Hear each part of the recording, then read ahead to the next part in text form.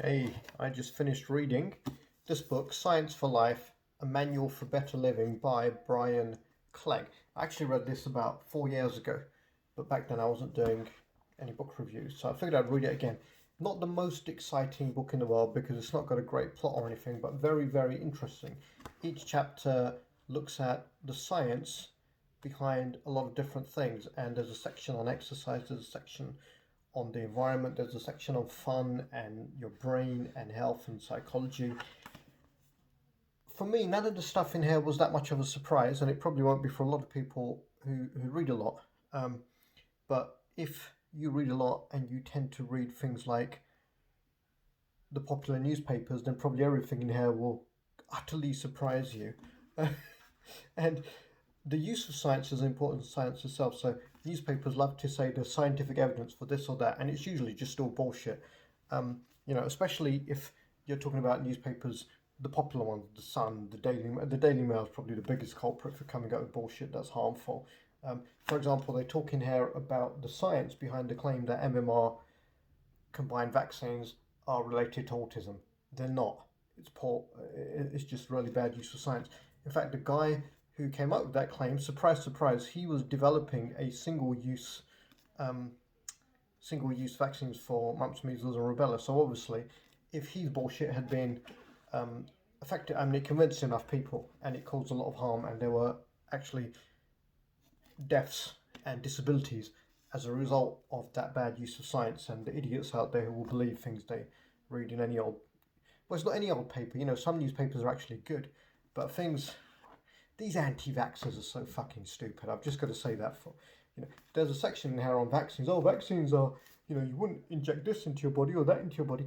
Vaccines stimulate your immune system. It's the most natural form of medicine there is. It's self-producing medicine. There's also a lot in here, not a lot in here, there's chapters in here on, is organic food actually better for you or even better for the environment? Not really, no. You know, every single thing you eat, every natural food, most things contain a small amount of poison. So organic foods go on the idea of, oh, there's no pesticides used. The soils, what are they called? The Soil Foundation or the Soil Society or something, who are all for, certain standards of organic food. They go with a traditional method of fertilization because it's traditional, but it actually does a hell of a lot more harm to the environment, by the way, than modern fertilization. And organic foods, because they use more traditional, they tend to carry more pesticides and diseases. You have to wash them. Also, there's a lot of standards pushed by organic food companies, which claim the animals are treated better. In some cases they are, but one thing they also push is homeopathic remedies. These animals, when they're sick or they need attention, don't get proper medicine, they get homeopathy, which creates tons of unnecessary and prolonged suffering for the animals. But that doesn't matter, because what organic allows companies to do is sell you usually a shoddier product but charge 10 times as much. Not 10 times as much, it's an example. It's a marketing tactic. If you're stupid enough to fall for it, you're wasting your money. Here's something interesting on that point is plants, talking about global warming, talking about climate change, right? So carbon dioxide is a lot less harmful, for example, than nitrogen.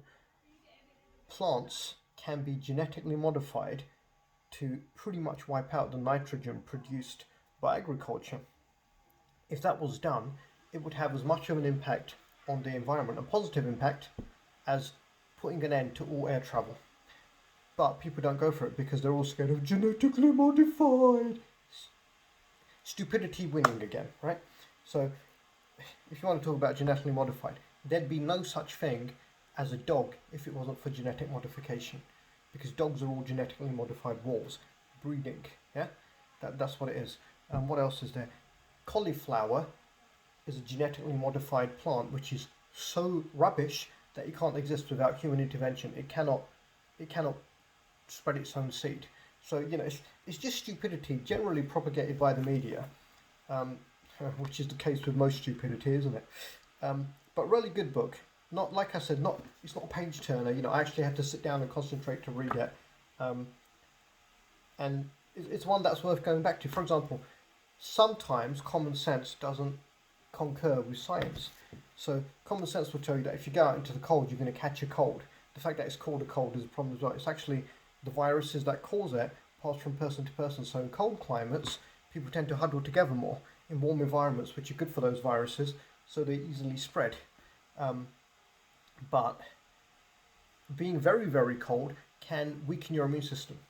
So that's why people often say, if you go out, you'll catch a cold. It's really interesting. So if we had just have a quick flick through. Here's an interesting one.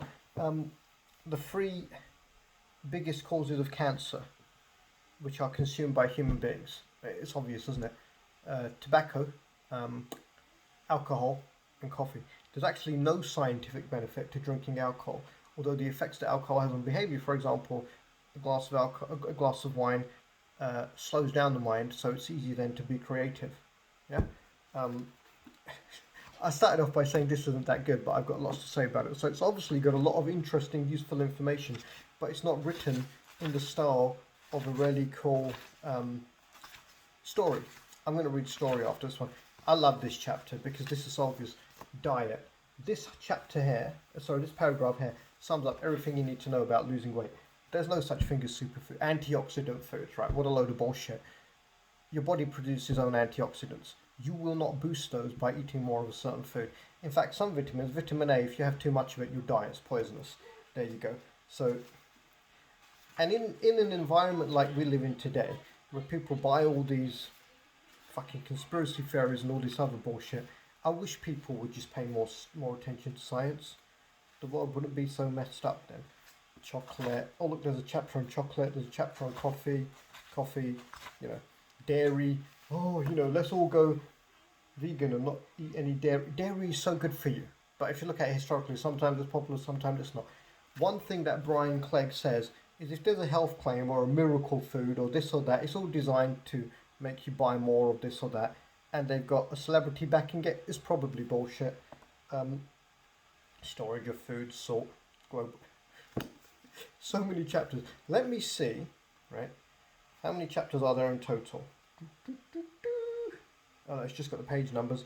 Doesn't surprise me because there's probably about 200 chapters in there. So you could take each chapter just as, as a chapter on processed meat. It's a couple of pages long. Chapter on red wine, smoothies. Smoothies is how a lot of people try to get their fruit intake, but basically, when you juice a fruit, it breaks up the structures that contain the sugar, so it makes it a hell of a lot worse for your teeth. The only food in it, if you want to be healthier, it's not about going, eat 2,000 blueberries grown on an ancient mountain in India, and that's why you're paying £8 a pummet, or whatever it is. Do they come in pummets? I don't know. Marketing. That's people taking advantage of your stupidity. Mind maps. Yeah, sorry, getting back to it. The only food which we really need to reduce is sugar. And, milk contains sugar. Full fat milk is about 3% fat, so drinking full fat or skim doesn't really make that much difference. Good. Look, I'm gonna change my tune here. Read the book. Yeah, it will generally make you smarter, or at least turn down the stupidity. Mind maps work because it's how our brains store information generally. Serotonin. Sitting is bad for you. You should move around a bit more. Salt's quite bad for you. Red meat, not as bad for you as people thought it was. Organic food, what a rip-off. GM food, nothing wrong with it. When you read the arguments that companies put forward, to why GM food is bad for you, you got to laugh out loud. If you've got an IQ above 10, you've really got to laugh out loud. It's so stupid. Very good book. Not the most exciting read in the world, but I'll give it 10 out of 10 because I think it's a useful read and I wish more people would be scientific. Brian Clegg, Science for Life, Manual for Better Living. It's Boxing Day 2020. I'm going to read another book now, so hope you enjoyed that.